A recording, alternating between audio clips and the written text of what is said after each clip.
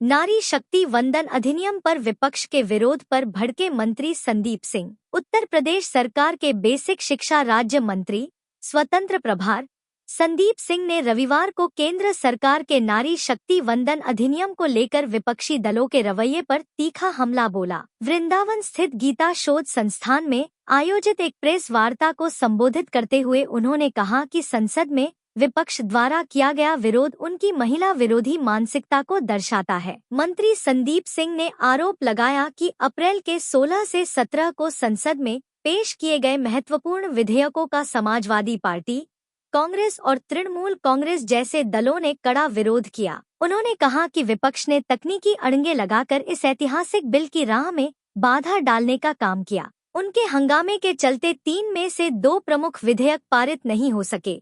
जिससे देश की करोड़ों महिलाएं अपने संवैधानिक अधिकारों से वंचित रह गईं। उन्होंने इस कृत्य की कड़ी निंदा की। परिसीमन को लेकर विपक्ष द्वारा उठाए जा रहे सवालों को खारिज करते हुए मंत्री ने कहा कि यह केवल तुष्टीकरण की राजनीति और जनता को भ्रमित करने का प्रयास है। उन्होंने स्पष्ट किया कि परिसीमन की प्रक्रिया पूरी तरह पारदर्शी होगी और इससे किसी भी राज्य के हितों को नुकसान नहीं पहुंचेगा। प्रधानमंत्री नरेंद्र मोदी के बयान का हवाला देते हुए उन्होंने कहा कि इस अधिनियम ने विपक्ष के असली चेहरे को जनता के सामने उजागर कर दिया है। प्रेस वार्ता के दौरान केंद्रीय गृह मंत्री अमित शाह के वक्तव्य का उल्लेख करते हुए संदीप सिंह ने कहा कि कांग्रेस ने दशकों तक महिलाओं को उनके अधिकारों से वंचित रखा। वहीं तृणमूल कांग्रेस पर निशाना साधते हुए उन्होंने कहा कि पश्चिम बंगाल में महिलाओं की सुरक्षा सुनिश्चित करने में विफल रहने वाली पार्टी अब संसद में महिला अधिकारों की राह में रोड़ा अटका रही है।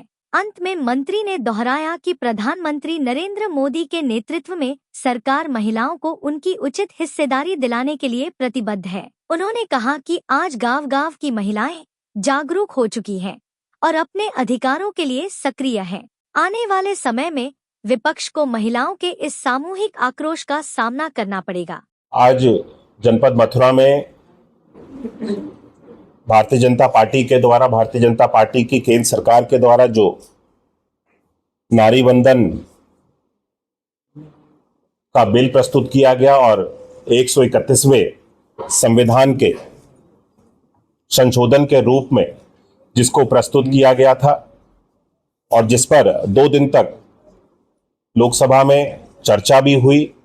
लेकिन ये चर्चा पूर्ण हो जाने के बाद में जब हम सब लोग जिसकी अपेक्षा कर रहे थे कि ये बिल पारित हो जाएगा और जिस बिल को लेकर के पूरे देश भर में हमारा जितना भी महिला सशक्तिकरण को लेकर के हमारे साथ में समाज में जो महिला शक्ति है, नारी शक्ति है, जो पूरी तरह से उत्साह के साथ में भरी हुई थी, इस बिल के पारित होने का पूरी तरह से इंतजार कर रही थी, इस बिल को संसद में पारित नहीं होने दिया। ये साफ दर्शाता है कि जो विपक्ष की दोहरी राजनीति करने का जो तरीका है, केवल महिलाओं को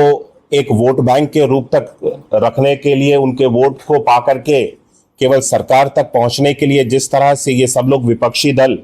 काम करते हैं, इनकी इस सोच को पूरी तरह से उजागर करने वाला है। आने वाले भविष्य में जो भी चुनाव होंगे, मुझे यकीन है जिस तरह से ये रवैया विपक्ष का रहा है इस नारी वंदन अधिनियम बिल को लेकर के और इसको पारित ना होने को लेकर के और इसमें पूर्ण बहुमत ना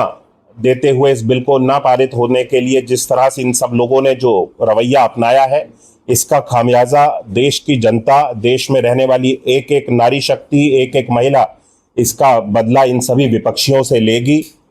जो लोग अपने अपने क्षेत्रों में जाकर के महिलाओं को सशक्त बनाने के लिए,